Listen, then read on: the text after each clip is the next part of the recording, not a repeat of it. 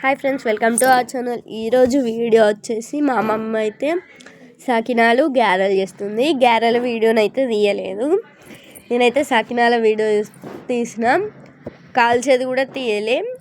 ఇక్కడ ఎలా చేయాలి అంటే,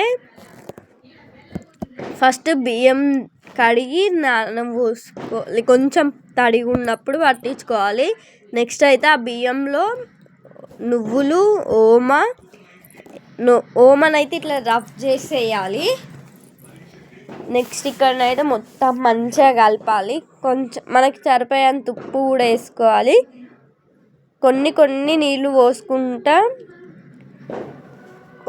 నీళ్ళు పోసుకుంటూనైతే తడపాలి. మరీ లూజ్గా తడపద్దు, మరీ గట్టిగా తడపద్దు.